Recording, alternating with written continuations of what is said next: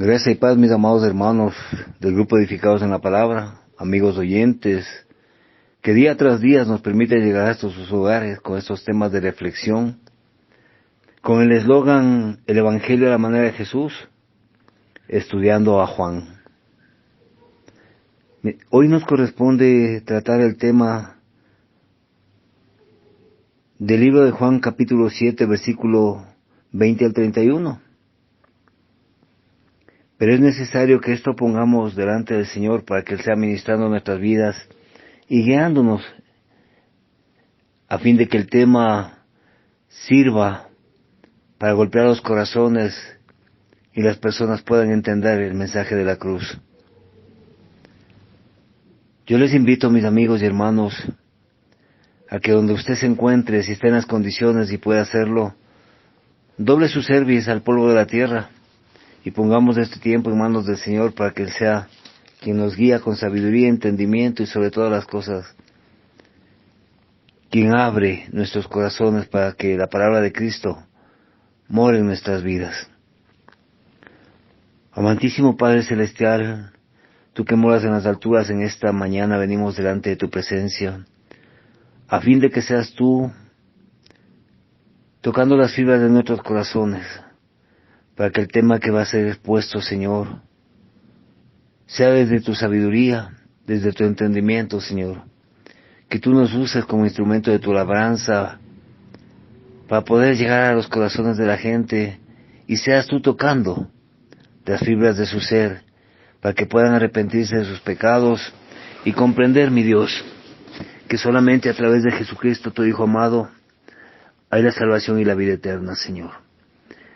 Gracias por el privilegio que nos otorgas día tras día, de nutrirnos de Tu palabra, Señor, de aprender a través de las enseñanzas que cada uno de nuestros hermanos ponen con amor y esmero para Tu obra, Señor.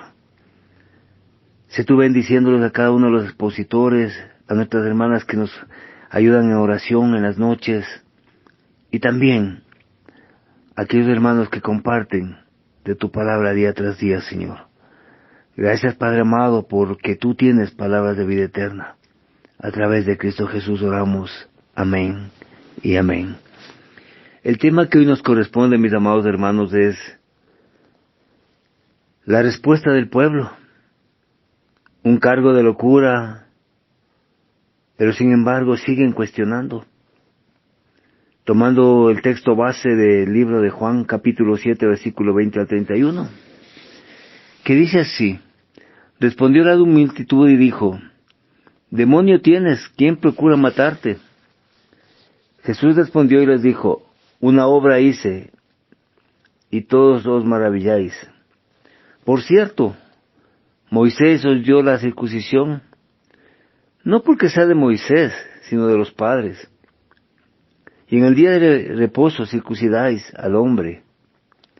Si recibe el hombre la circuncisión en el día de reposo, para que la ley de Moisés no sea quebrantada, ¿os enojáis conmigo, porque en el día de reposo sané completamente a un hombre? No juzguéis según las apariencias, sino juzgad con justo juicio». Decían entonces unos de Jerusalén: ¿no es este a quien buscan para matarle? Pues mirad, habla públicamente, y no le dicen nada. ¿Habrán reconocido en verdad los gobernantes que este es el Cristo? Pero sabemos de dónde es. Mas cuando venga el Cristo nadie sabrá de dónde es. Jesús entonces, enseñando en el templo, alzó la voz y dijo: «A mí me conocéis y sabéis de dónde soy, y no he venido de mí mismo, porque el que me envió es verdadero, a quien vosotros no conocéis. Pero yo le conozco, porque de él procedo, y él me envió». Entonces procuraban prenderle, pero ninguno le echó mano, porque aún no había llegado la hora. Y muchos de la multitud creyeron en él, y decían: «El Cristo, cuando venga, ¿hará más señales que las que éste hace?». El texto bíblico nos lleva a una gran reflexión Y podemos aquí apreciar la tercera reacción o respuesta de Jesús, que proviene de la gente, de los peregrinos y los residentes locales de Jerusalén. Las acusaciones en contra de Jesús iban desde que estaba poseído por un demonio hasta que era un hombre como todos. La respuesta que presenta Jesús a todas las acusaciones en su contra fueron incisivas, mis hermanos. Primero, presenta esta respuesta a los peregrinos, en el versículo del 20 al 24, y luego a los residentes locales, del versículo 25 al 31. Y Él les hace comprender, en el versículo 20 al 24, frente a la acusación que hacían los peregrinos de que Jesús estaba poseído por demonios y que estaba loco o insano, Él les hace comprender que eran meras acusaciones que trataban de desprestigiarlo. Para eso debemos comprender, mis amados hermanos, que los peregrinos eran gente que no conocía muy bien a Jesús. Habían venido de todo el mundo, por lo tanto no sabían mucho acerca de Él. Mas lo que les fascinó era ver sus obras, y sin embargo osaron acusarle. Pero no lo acusaban de cualquier cosa. Lo acusaban de estar poseídos por demonios o por estar loco, ya que Jesús estaba oponiendo a la estructura religiosa. Jesús estaba oponiendo a los líderes religiosos de aquel tiempo, a los fariseos. Jesús había comprendido que la religión que se había demostrado a sí misma durante generaciones necesitaba ser opuesta. Y por eso también Jesús se oponía a esa religión que había contribuido tanto a la sociedad y a la nación, a esa religión que fue fundada por los sacerdotes, los líderes, de la cual nos narra la Biblia mismo. Y es ahí cuando ellos decían, los peregrinos, que solamente un hombre malo, un hombre poseído por un espíritu malo, se hubiera opuesto a tal religión. Por lo tanto, no era nada particular el que ellos creyesen que Jesús estaba loco. Su mente podía haber estado descontrolada, creían los fariseos. Estaba descontrolada con la imaginación de que las personas lo buscaban. Ellos manifestaban, los fariseos, que debía estar controlado por un espíritu maligno, un demonio. Los peregrinos de aquel entonces pensaban que sus líderes religiosos no podían hacer mal, o podían hacer un poco mal. Pensaban que sus líderes religiosos nunca dañarían a nadie, que jamás serían injustos e inmorales, que no podrían ser indisciplinados y fuera de control, que nunca reaccionarían en contra de nadie, que jamás serían corruptibles, que nunca harían algo que hablara de la poca santidad que ellos tenían. Es ahí, mis amados hermanos, que es necesario comprender el pensamiento de los peregrinos, de aquellas personas que pensaban que los líderes religiosos no pueden equivocarse. Es decir, los idolatraban de tal manera que los habían puesto en un pedestal especial a ellos. Algo muy parecido hoy en día, cuando en las congregaciones nuestros ojos están más puestos en el pastor, en el ministro, en el diácono, en aquel hermano que suele pararse a disertar de manera agradable y hermosa, y no están nuestros ojos puestos en Cristo. Y es a veces que creemos que ellos no pueden equivocarse, o que nosotros que estamos al frente de una congregación no podemos equivocarnos. Sin embargo, mis hermanos y amigos oyentes dedicados a la palabra, la religión y los líderes religiosos podemos equivocarnos. Y a veces podemos hacerlo de gran manera, como cualquier otra persona. Todos podemos fracasar, caer, pecar. Todos podemos ir por el mal camino, volvernos corruptibles, si no comprendemos que Cristo vino a señalar este concepto erróneo que tenían los fariseos de aquel entonces y que en muchas iglesias hoy en día también se maneja. Que Cristo vino a corregir este concepto erróneo, a perdonar a aquellos que estaban inmersos en este concepto. Que Cristo vino a juzgar a los que no se arrepentirían ni recibirían el perdón de Dios y debían ser corregidos. Mas tú y yo, mi amado hermano y amigo oyente especialmente, tú tienes la oportunidad de venir a Cristo para recibir ese perdón de Dios y ser corregido en justicia. Otro de los pensamientos que tenían aquellos líderes o peregrinos daba a entender que la elección de un hombre, su decisión, debe hacerse siempre por Jesucristo y no por la religión y los líderes religiosos. Cristo es la verdad. Cristo no es religión. La religión y los líderes religiosos deben seguir a Cristo, así como todos los hombres deben seguirlo, porque Él es el amo y Señor, y no la religión y sus líderes. Sus líderes son únicamente instrumento de labranza del Señor, siempre y cuando exista humildad en sus corazones y no se llenen de ego ni soberbia en sus vidas. Es por eso que Cristo frente a esto les responde, apelando a la gran obra que acababa de hacer. Había sanado al hombre inválido en el estanque de Betesda, aquel hombre que durante muchos años se arrastró, y Cristo lo había sanado. Este hombre había estado postrado en su lecho 38 años, y las personas se maravillaron por el poder de Jesús al ver que así había sido levantado. Pero hubo un pequeño problema, que Jesús había sanado al hombre en el día de reposo. A los religiosos de aquel entonces no les importaba la vida de este hombre. Lo único que les importaba eran sus apariencias. No les llenó de gozo y alegría el ver que ese hombre que durante 38 años estaba postrado había sido sanado. Lo que les incomodó, molestó fue que Jesús había sanado en el día de reposo a aquel hombre.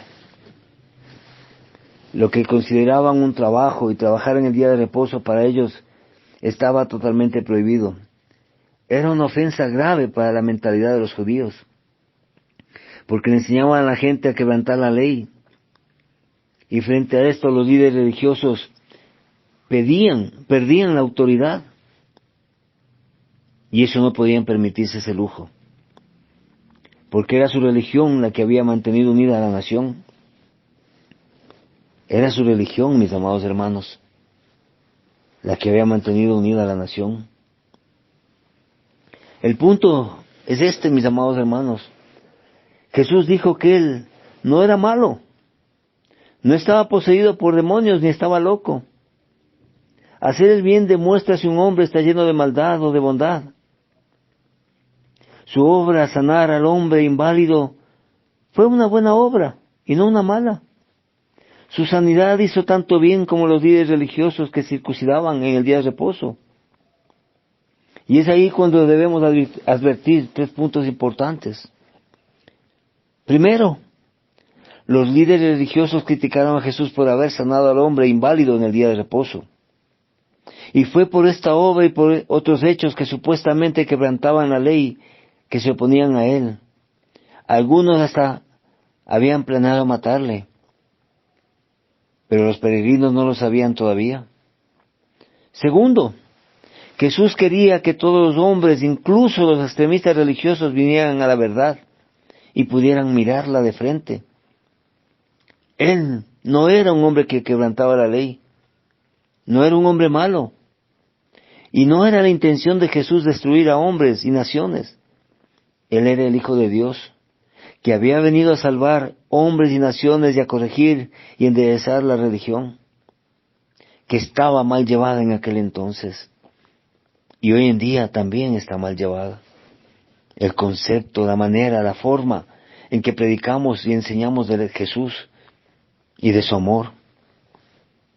Tercero, Jesús aquí apela a las personas que juzgan y aquellas que juzgarán correctamente por hechos, no por apariencias.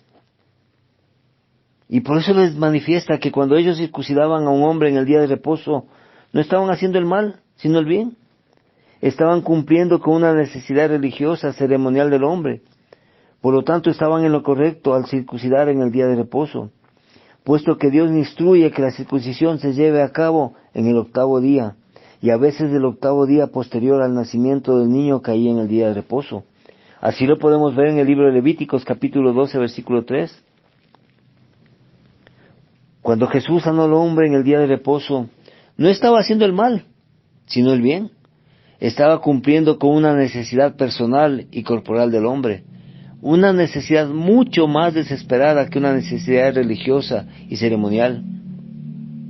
A través de esta enseñanza, de esta sanidad, Jesús le dijo a la gente que juzgara no de acuerdo a las apariencias, sino que vieran lo que Él hacía, y que lo hicieran en forma realista, sincera y objetiva. Si una persona lo hacía, vería que Jesús no estaba lleno de maldad, sino lleno de bondad y justicia. Él vería que Jesús era el Hijo de Dios, a través de este acto de bondad, de amor hacia el prójimo.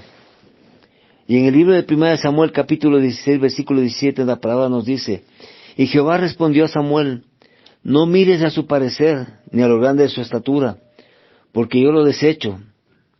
Porque Jehová no mira lo que mira el hombre, pues el hombre mira lo que está delante de sus ojos, pero Jehová mira el corazón. Si bien es cierto que Jehová escudriña el corazón, pero es también bien importante, mis amados hermanos, que mantengamos la santidad en nuestra parte exterior, sin caer en el fariseísmo. Y es por eso que Jesús mismo les exhorta en Mateo 23, 27, «Ay de vosotros, escribas y fariseos, hipócritas, porque sois semejantes a sepulcros blanqueados, que por fuera la verdad se muestran hermosos, mas por dentro están llenos de huesos de muertos y de toda inmundicia». Y Jesús les manifiesta esto a los fariseos. Y por eso se sienten incómodos, molestos, y querían matarlo. Y más aún, cuando Jesús les manifiesta: Si no hago las obras de mi Padre, no me creáis. Mas si las hago, aunque no me creáis a mí, creed a las obras, para que conozcáis y creáis que el Padre está en mí y yo en el Padre. Así lo dice en Juan, capítulo 10, versículos 37 y 38. Y es ahí que precisamente vienen y le rodean los judíos, y le dijeron: ¿Hasta cuándo nos turbarás el alma? Si tú eres el Cristo, dínoslo abiertamente. Jesús les respondió: Os lo he dicho, y no creéis. Las obras que yo hago en nombre de mi Padre, ellas dan testimonio de mí. Mis amados hermanos, la respuesta que da Jesús a los fariseos, en vez de calmarlos o tranquilizarlos, lo único que hacen es exasperar sus ánimos, su semblante. Y es ahí cuando más enfatizan en la locura de Jesús y siguen cuestionándolo. Es por eso, mis hermanos, necesario comprender la parte que nos habla del versículo 25 al 31. El origen que da a las respuestas de Jesús. Y está basado en los atributos que Él tiene, los mismos atributos que su Padre. La respuesta de la gente local fue razonar y trazar una conclusión trágica. Ellos se cuestionaban entre sí y se preguntaban, ¿es este quien genera tanta oposición y temor? ¿Es él a quien buscan para matar? Y también razonaron los judíos. Él habla tan abiertamente y con tanto valor y nadie lo detiene. ¿Es en realidad el Mesías?, se preguntaban ellos. Pero los residentes locales llegaron a la conclusión trágica de que Jesús no era el Mesías. ¿Pero por qué llegan a esta conclusión? Porque ellos conocían su origen. Sabían todo acerca de su familia, crianza. Por lo tanto llegaron a la conclusión que era un hombre común, el carpintero de Nazaret. Y es ahí cuando preguntaban, ¿podrá salir algo bueno de Nazaret? En sus mentes no había absolutamente nada inusual sobre su origen. Por lo tanto, no podía provenir de Dios. No podía ser el Mesías prometido. Y eso ellos lo tenían en su pensamiento claro. Mas estaban completamente errados. Es ahí cuando algunos hombres siempre han cuestionado y siempre van a cuestionar, razonar y llegar a la conclusión equivocada. Ya lo hicieron los judíos y se perdieron de las promesas del Señor a través de Jesús. Y hoy en día muchos siguen cuestionando la verdad bíblica, la enseñanza que nos dejó a través de las Escrituras. Y debemos comprender que esta conclusión equivocada permitirá que algunos cuestionen y se pregunten, ¿es este el prometido por Dios? ¿El que es tan necesitado por el mundo? Algunos razonarán y dirán, ¿este es el verdadero Cristo, el Mesías? Debe serlo, porque continúa. Aún es proclamado a pesar de haber sido amenazado y perseguido con la intención de matarlo. Hoy en día, muchos siguen cuestionando, muchos siguen razonando. Algunos lo hacen con criterio científico, otros con una fe perdida en el ateísmo. Sin embargo, en aquel entonces algunos concluyeron, y en tiempos presentes también algunos concluirán erróneamente cuando digan, este no puede ser el Hijo de Dios. Es imposible que un hombre nazca de Dios, que literalmente provenga de Dios. Un hombre es un hombre, dirán, simplemente carne y hueso como todos los demás hombres. Su origen tiene que ser el de un hombre y una mujer. Mis amados amigos y hermanos, la falta de fe prevalece cuando la mente se fija solo en la tierra y en su ley física, sin comprender que si Dios es Dios, se le debe permitir que actúe sobrenaturalmente por encima de toda ley natural. Y este fue el principal problema con las personas de la época de Jesús. Y es el problema con muchas personas en cada generación, aún en estos días, cuando el corazón de muchos se ha enfriado y se han apartado de la presencia del Señor. Aún en estos días, mis amados hermanos. Es por eso que aquellas respuestas de Jesús a quienes cuestionaron y no creyeron en Él, fue un punto crítico. Se centró alrededor de su origen. Se centró alrededor de su origen. Y Jesús les responde frente a los cuestionamientos. Y muchos vuelven a insistir al decir, Él es un hombre, y los hombres saben de dónde viene. El Cristo nació de María y vino de Nazaret. Por eso no es todo. Pero no es todo. Hay mucho más, mis hermanos.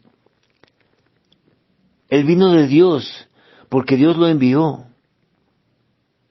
Y es ahí cuando Jesucristo advierte y proclama: no he venido de mí mismo. Porque él reconoce que su misión y su mensaje no eran suyos propios.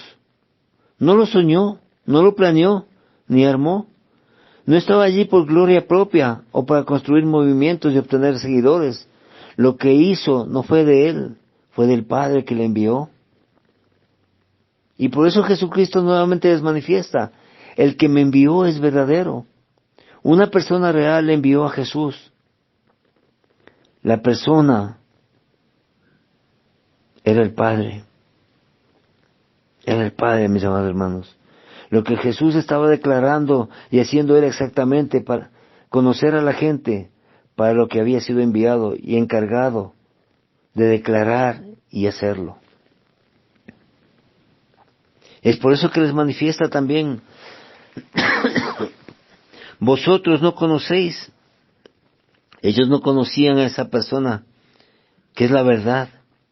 Jesús estaba diciendo, por supuesto, que ellos no conocían a Dios, ya que si conocieran a Dios, realmente le conocerían y sabrían que la misión y obras de Jesús eran de su Padre, del Eterno, de Jehová de los ejércitos.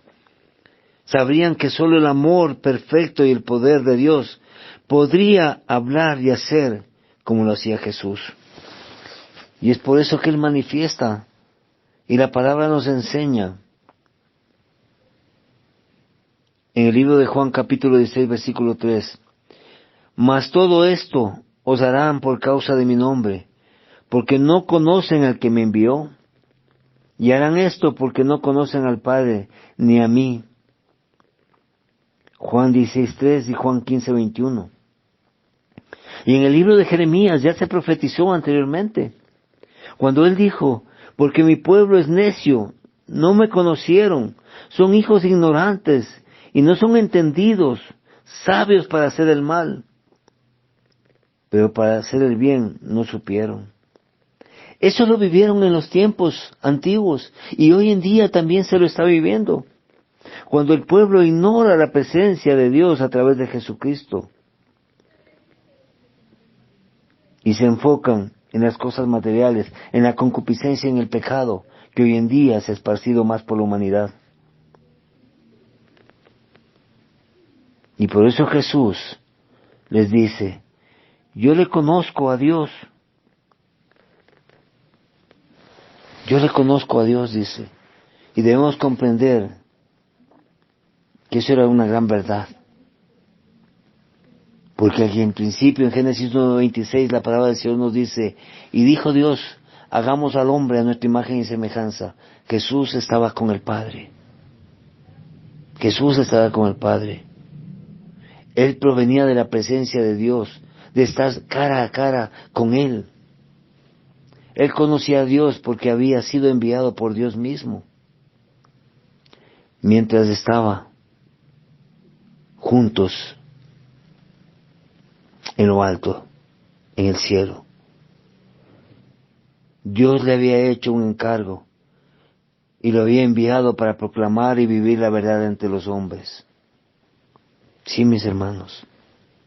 Y Jesús lo reconoce cuando dice en el libro de Juan capítulo 6 versículo 38, porque he descendido del cielo, no para hacer mi voluntad, sino la voluntad del que me envió. En Juan 7:29 dice, porque yo le conozco, porque de él procedo, y él me envió. Y él me envió. Mis amados hermanos, amigos oyentes, edificados en la palabra, es necesario que reconozcamos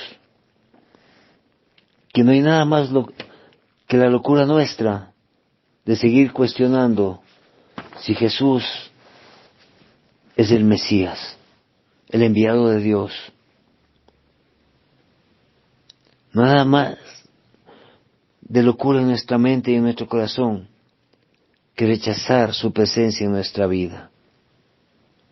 Por eso Él dice, el que en Él cree no es condenado, pero el que no cree ya ha sido condenado, porque no ha creído en el nombre del unigénito de Hijo de Dios, en Juan 3:18. Y en Juan 3:36 dice, el que cree en el Hijo tiene vida eterna, Pero el que rehúsa creer en el Hijo no verá la vida, sino que verá la ira de Dios. Está sobre él. Es por eso la invitación a usted, mi amigo, que aún no ha tenido ese encuentro personal con Cristo, que aún no se ha arrepentido de sus pecados, que aún no ha confesado delante del Padre sus faltas, que deje su locura, que ya no cuestione más que Jesús es el Mesías, que puede usted comprender sobre todas las cosas, mi amigo y hermano, que no puede seguir rechazándolo. Aquel que fue enviado por Dios, porque es de Dios, vino de Dios. Es necesario, mi amigo y hermano, que reconozca que solamente hay un camino al Padre, y ese camino se llama Jesucristo. Ya no cuestione su presencia en su vida. Ríndase al poder del amor de Cristo, para que Él sea obrando en su vida, y sobre todo que Él sea bendiciendo su santa palabra. Desde Quito, Ecuador, de la Iglesia de Dios, séptimo día, su hermano en Cristo, Edwin Balseca Jaramillo, y esto es para la honra, honor y gloria de Jehová de los ejércitos. Paz a vosotros, amados hermanos.